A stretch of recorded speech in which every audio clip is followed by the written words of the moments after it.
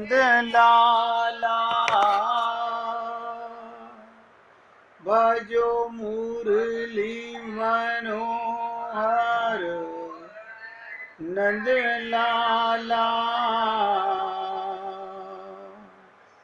भजो गिरिधर गोविंद गोपाला भजो गिरिधर गोविंद गोपाला भजो मुरली मनोहर नंद लाला भजो मुरली मनोहर नंद लाला भजो गिरिधर गोविंद गोपाला भजो गिरिधर गोविंद गोपाला भजो मुरली मनोहर नंद लाला भजो मुरली मनोहर नंद लाला भजो गिरिधर गोविंद गोपाला भजो गिरिधर गोविंद गोपाला बोलिए वृंदावन बिहारी लाल की जय जय श्री राधे जय जय श्री राधे। सभी भक्तों से निवेदन, बहुत एकाग्रचित होकर सत्संग के प्रत्येक शब्द को हृदयंगम करने का पूरा प्रयत्न कीजिए। जब तक मेरा गला साथ देगा मैं सत्संग करूंगा, उसके बाद आपसे निवेदन करूंगा आप भजन सुनाएं और राजकुमार जी गीता का श्लोक का भावार्थ आपको बताना पसंद करेंगे। लेकिन जब तक मेरा गला साथ देगा मैं आपकी सेवा करूंगा। और आने वाले 2 दिन सैटरडे और संडे मैं आपकी सेवा नहीं करूंगा, उसके लिए क्षमा चाहूँगा। सैटरडे और संडे सत्संग नहीं होगा। अब बहुत एकाग्रता से सुनेंगे। मैंने कल आपसे निवेदन किया कि भगवान आपसे क्या चाहता है। ये तो तरीका था केवल बताने का कि भगवान का प्रेम पत्र 24 घंटे जो हमारी तरफ टकटकी लगा के देख रहा हो, हमें निहार रहा हो, हमारे पाप पुण्य का हमें फल दे रहा हो और हमसे अपेक्षा कर रहा हो कि न जाने ये जीव कब जाग जाए। भगवान यही उम्मीद करते हैं, ना जाने ये जीव कब जाग जाए। आपको लगता है कि हम जागे हुए हैं, आप सोच लीजिए, आपको अपने आप पता चल जाएगा। अगर आपको सारा दिन 24 घंटे परमात्मा की अनुभूति होती रहती है, आप अपने को देह नहीं मानते, देह क्या पूरा ध्यान रखते हैं, परिवार की, संसार की, समाज की सेवा करते हैं और अपना मन भगवान में लगा के रखते हैं, तो सुनिश्चित मान के चलिए आपके कल्याण को कोई नहीं रोक सकता। आपका परमपद भगवत प्राप्ति 100% होगी, लेकिन ऐसा नजर आ नहीं रहा।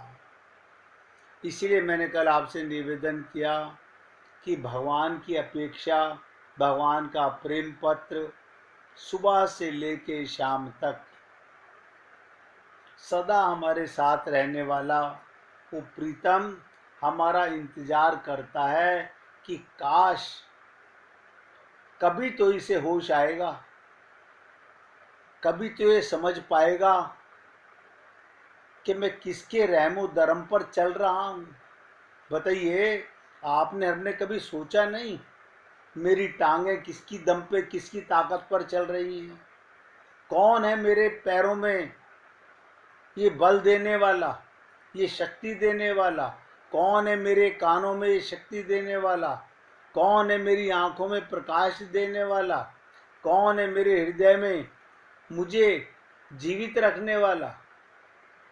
कौन है जो मुझे सत्संग में लेकर के आता है? लेकिन यहाँ पर हम लोग होश में नहीं हैं। इसलिए मैंने निवेदन किया था कि कम से कम सुबह उठ से लेकर शाम तक कभी तो उस प्रीतम से 5 मिनट 2 मिनट बात करने का अवसर जरूर निकाला करें। क्योंकि गोपी प्रेम, मैंने आपसे 2 दिन पहले कहा कि गौरांग महाप्रभु कहते हैं काम और प्रेम में बहुत अंतर है। जहाँ कामना है वहाँ प्रेम नहीं है, जहाँ डिजायर है वो प्रेम नहीं है। प्रेम में कोई कामना ही नहीं रहती, प्रेम में तो केवल सेवा रहती है। प्रेम लेने का नाम नहीं, प्रेम देने का नाम है।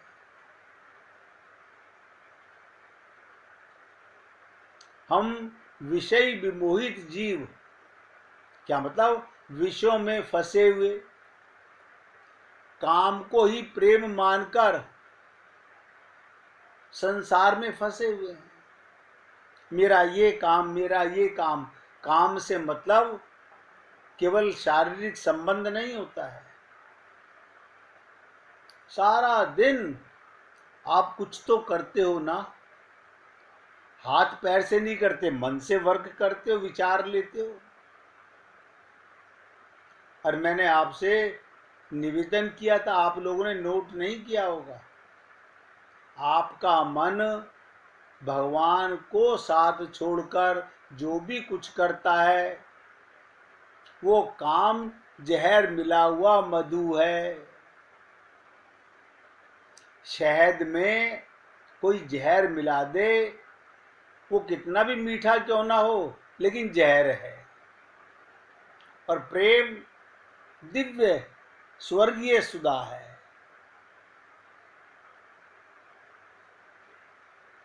हर कामना के बाद, हर विषय के बाद आपको दुख रूप में बदल जाता है। अब प्रेम प्रतिक्षण वर्धमान सुख रूप होता है।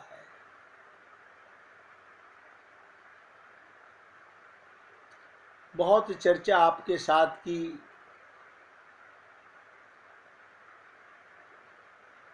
प्रेम सदा अतृप्त होने पर भी नित्य परम सुख रूप है। देखिएगा, प्रेम में तृप्ति नहीं होती, कितनी विशाल की चीज है। आपकी संसार के हर चीज से तृप्ति हो सकती है, लेकिन प्रेम में कभी तृप्ति नहीं होती। यानी भगवान का प्रेम, जिसे प्रेम कहते हैं, उससे कभी तृप्ति नहीं होगी। आपकी प्यास कभी नहीं बुझेगी, आपका दिल कभी नहीं भरेगा। ये गोपी प्रेम है।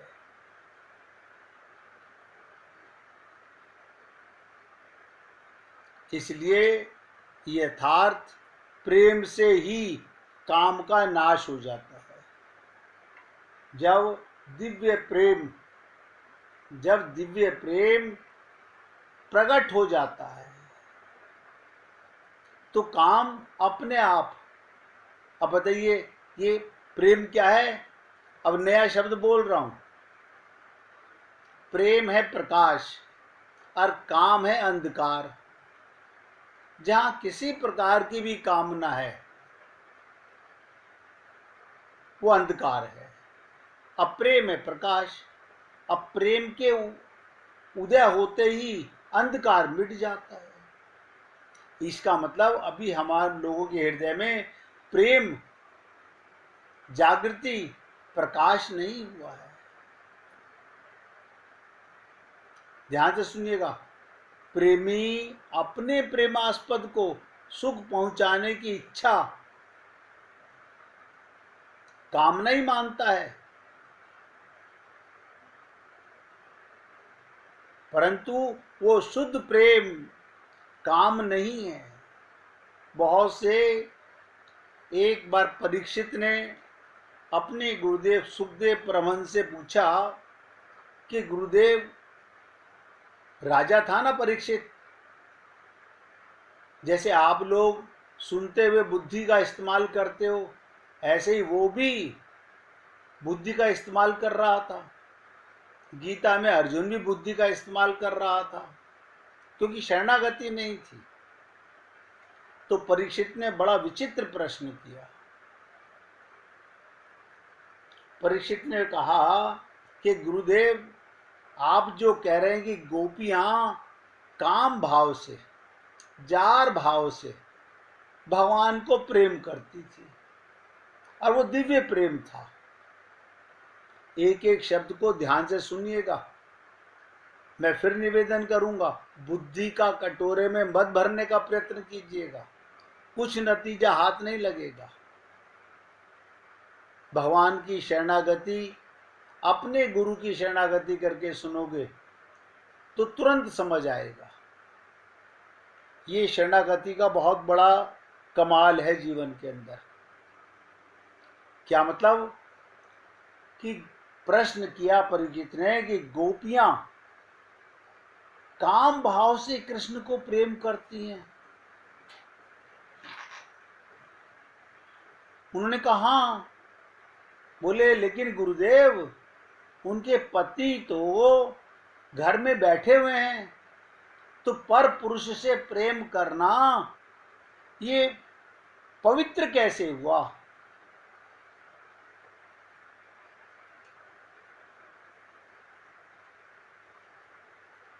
कैसे हुआ ये पवित्र? यहां पर परीक्षित को सुखदेव परमहंस से पहले भी 3 बार डांट चुके थे, और क्या कहा कि मूर्ख, तू रास सुनने का अधिकारी नहीं है, क्योंकि अभी तो मैंने तेरे को जार प्रेम की चर्चा बताई है। गोपी प्रेम के गूढ़त्व तत्व को समझने के लिए तेरे पास विवेक नहीं है। तेरा तो केवल कल्याण हो जाए, तू यही चाहता है, क्योंकि तूने बुद्धि लगाई। बोले इतनी बात समझ ले, तूने प्रश्न किया है कि गोपियों का प्रेम किससे था? परमात्मा से। अब आप बताइए, आप जल में गंगा जल डाल करके उसे अमृत मान लेते हैं। गोपियों ने जार भाव से किया, किसी भाव से किया? कंस ने भय के भाव से किया, रावण ने शत्रुता के भाव से किया, शिशुपाल ने दुश्मनी भाव से किया। सबको भगवत प्राप्ति हुई, क्योंकि इससे पहले भी सुखदेव परमहंस परीक्षित को बता चुके थे पूतना के विषय में। तब भी उसने प्रश्न किया था कि गुरुदेव, ये कैसे हो सकता है कि जो स्त्री भगवान को मारने आ रही है, अपने स्तनों पर जहर लगा के मारना चाहती है धोखे से, उसको भगवान अपना लोक दे रहे हैं। इसे समझने का प्रयत्न कीजिए। ये न केन प्रकारेण, किसी प्रकार भी मन भगवान में लग जाना। और इसके लिए कितना सुंदर संत महात्मा बताते हैं कि जाकी रही भावना जैसी। अब बताइए, प्रभु मूरत देखी तिन जैसी। उसी प्रीतम को एक पिता कह के पूजता है, एक पति कह के पूजता है, एक अपना प्यारा प्रेमी कह के पूजता है, एक उसे सखा कह के पूजता है, एक उससे स्वामी कह के पूजता है, एक दास भाव में पूजता है, एक पुत्र कह के पूजता है। सबको भगवान मिलते हैं, संबंध भगवान से है। इसलिए आपसे निवेदन करता हूं कि प्रेम प्रकाश स्वरूप है और माया, छलावा, दिखावा जहां आप और हम लोग फंसे हुए हैं वो केवल अंधकार मात्र है। अभी नजर नहीं आ रहा है, अभी तो आपको लगता नहीं हम तो प्रकाश में देख रहे हैं। ये प्रकाश नहीं है, आत्मा का प्रकाश। ये तो सूर्य के प्रकाश में देख रहे हो, ये तो विद्युत के प्रकाश में देख रहे हो। आप बताइए, विद्युत ना हो आपके घर में, विद्युत ना हो और बाहर सूर्य ना हो, रात्रि का अमावस्या की रात्रि हो, आपको क्यों नहीं दिखता? सूरदास को मन की आंखों से आंखें नहीं है, उन्हें भगवान नजर आ रहा है। क्यों? उनके दिव्य चक्षु खुल गए थे। अभी हम लोगों को दिव्य चक्षु नहीं खुले हैं, हमारी मन की आंखें नहीं खुली हैं। कोई संत हो जाए तो लोग कहते हैं पहले वो बिल्कुल साधारण व्यक्ति था, अब संत हो गया है। व्यक्तियों की ये भी कामना होती है कि मैं संत कहलाऊं। ध्यान से सुनो, संत कहलाऊं। जो संत होते हैं वो कभी अपने आप को संत नहीं मानते। इसमें एक महीन सी बारीकी समझ लीजिएगा, जिसमें चिड़िया फंस ही जाती है। कैसे? मतलब पहले मैं ये था, अब मैं ये हो गया, पहले मैं नीचा था, अब मैं ऊंचा हो गया। जाल यही है, पहले भी मैं था, अब भी मैं है, कुछ नहीं हुआ। इसलिए कहा जाता है कि पोथी पढ़ पढ़ जग मुआ, भयान पंडित कोय, ढाई आखर प्रेम का, पढ़े सुपंडित होए। ऊंची बातें पढ़ लेने से, याद कर लेने से, यहां तक बौद्धिक रूप से समझ लेने पर भी संत नहीं बन सकते। संत तो वो है जिसे आत्मज्ञान और परमात्मा का भान होने लगे।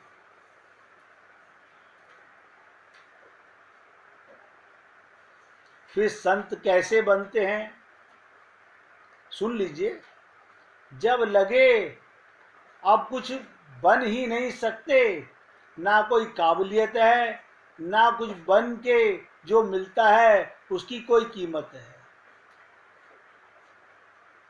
अर्थात कीमत है हृदय की जलन, अकेलापन, भय, संशय, चिंता नहीं मिट पाएगी।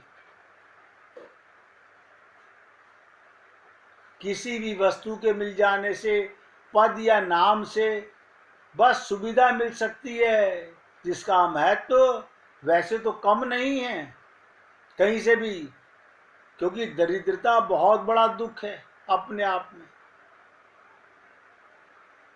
बहुत ही संसार में हुए हैं जिनको यही अहंकार होता है मेरे लाखों करोड़ों शिष्य हैं। ये भी अहंकार है, ये संत नहीं है। हम उन्हें संत बेशक माने,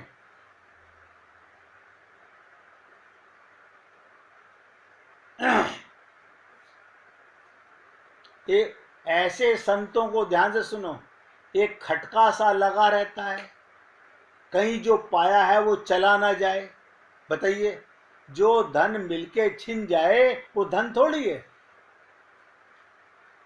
जिस धन की हमें रक्षा करनी पड़े वो धन नहीं है।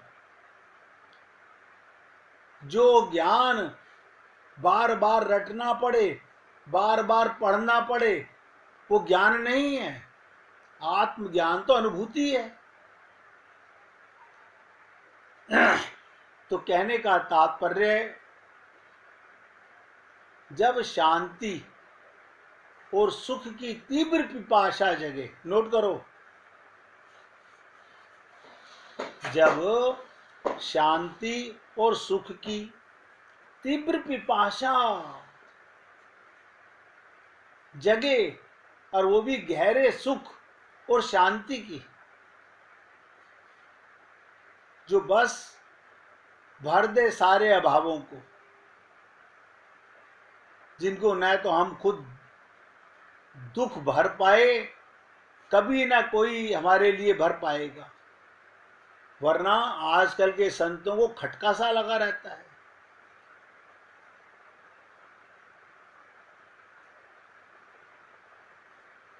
क्योंकि जब तक कोई रास्ता बचा रहेगा, ध्यान दीजिएगा, लोग वाक शरणागति क्यों नहीं होते? बताइए, शरणागति होगी कैसे? शरणागति का तो मतलब होता है, जो जाकी शरण गयो वापे वाकी लाज। बस निश्चिंत हो जाना। हमारे मन में एक खटका, एक भय, एक डर लगा रहता है। हमारे मन में एक खटका लगा रहता है, कहीं ऐसा तो नहीं, कहीं ऐसा तो नहीं, हम कोशिश तो कर रहे हैं। ये शरणागति थोड़ी है। शरणागति का मतलब निश्चिंत हो जाना।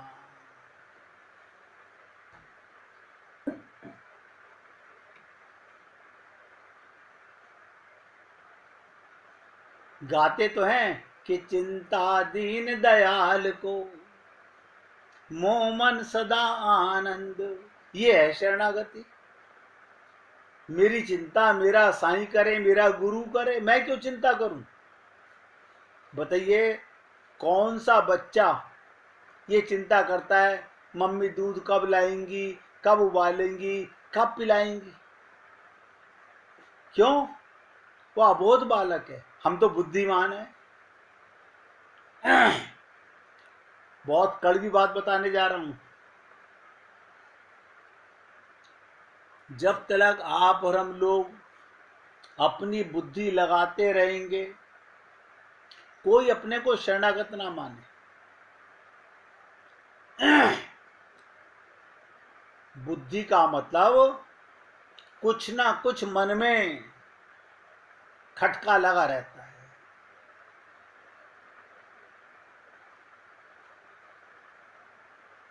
संत तो ये डरते हैं, प्रार्थना करते हैं प्रभु से, हे प्रभु मेरी रक्षा करना हर समय की, कि मैं स्वयं को संत मानने ना लग जाऊं।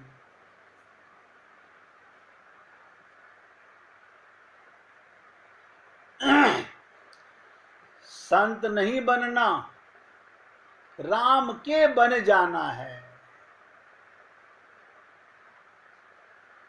संत बनने का मतलब सत से नहीं जुड़े, संत नहीं, लोग कुछ भी कहें, हमें प्रभु का बन जाना है।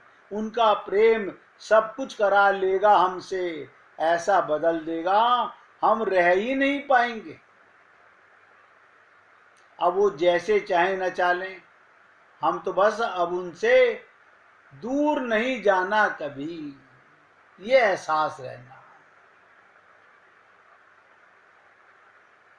अब बताइए, कैसे आप और हम लोग समझेंगे संत किसे कहते हैं?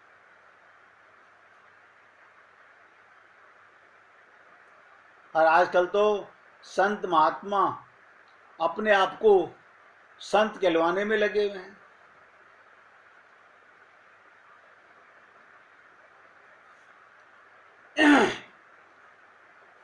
गोपियों के प्रेम का नाम मैंने आपसे निवेदन किया, काम होने पर भी असल में काम नहीं, शुद्ध प्रेम है। आप बताइए, आप कहेंगे मैंने अपनी आंखों से देखा है उसको उससे प्रेम करते हुए। मतलब आपकी आंखें ज्ञान की आंखें हैं, ये तो माया की आंखें हैं।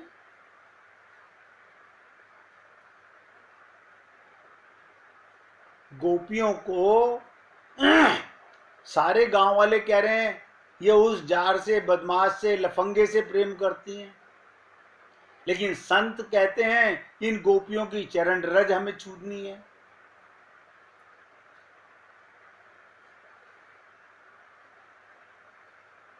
हम शुद्ध प्रेम को समझ ही नहीं सकते, क्योंकि हमारे लोग क्या कहते हैं, हमने अपनी आंख से देखा है, अपने कान से सुना है। अरे तो मूर्ख, तेरी आंख दिव्य थोड़ी है, तेरा कान दिव्य थोड़ी है, तू कैसे समझेगा प्रेम क्या है। अब बता देता हूं, चैतन्य महाप्रभु ने अपने 2 शिष्यों को अपने एक मित्र के घर भेजा, अपने एक मित्र के घर भेजा। उस मित्र के घर पे देख करके दोनों दंग रह गए कि हमारे गुरुदेव ने यहां क्यों भेजा, ऐसा क्या था। वो संत जिसके पास भेजा, बताइए, चैतन्य महाप्रभु युगल स्वरूप का अवतार हैं। उन्होंने अपने सखा के पास भेजा, क्या दिखाने के लिए कि तुम लोग अपने आप को बहुत विद्वान मानते हो, संत महात्मा मानते हो, जाओ। और ऐसे व्यक्ति के पास भेजा, आपकी बुद्धि भी चकरा जाएगी। सुन लीजिए, जाकर के क्या देखा उन्होंने, वो संत लेटा हुआ है और स्त्रियां नग्न उसका बदन दबा रही हैं और वो मदिरा पी रहा है। अब आप बताइए, संसार का कोई व्यक्ति ऐसे व्यक्ति को देख के संत मानेगा? कोई नहीं मानेगा। उनकी बुद्धि भी चकरा गई, जो अपने को संत मानते थे। और उन्होंने उन्हें होश में लाने के लिए जब बोलना चालू किया, वो संत समझ गया, ओहो, ये मेरी मायावी रूप को देख करके भ्रमित हो गए हैं, इन्हें मेरे असली स्वरूप का पता नहीं है।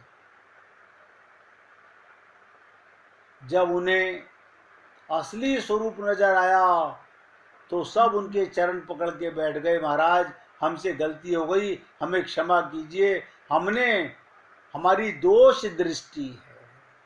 आप देखिए, संसार में किसी को देख लो, किसी को क्या पता प्रेम क्या है, क्योंकि संसार की आंख माया की आंख है। इसलिए संत की आंख इतनी जल्दी नहीं मिलती, गोपी प्रेम इतनी आसानी से समझ नहीं आता। इसलिए मैंने आपको निवेदन किया कि गोपियों का प्रेम का नाम तो काम होने पर भी असल में काम नहीं, शुद्ध प्रेम है। महान भगवत भक्त उद्धव जी से महात्मा इसी काम नाम की प्रेम की अभिलाषा करते हैं, क्योंकि गोपियां निज इंद्रिय सुख की इच्छा है ही नहीं।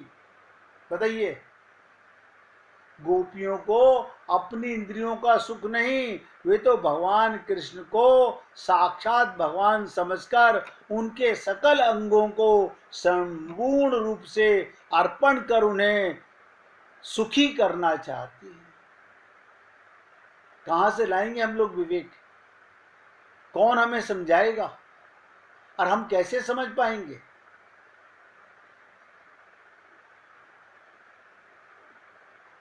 चैतन्य चरित्रामृत में विषया सूक्ति शून्य श्री कृष्ण गत प्राण गोपियों से संबंध में कहा गया,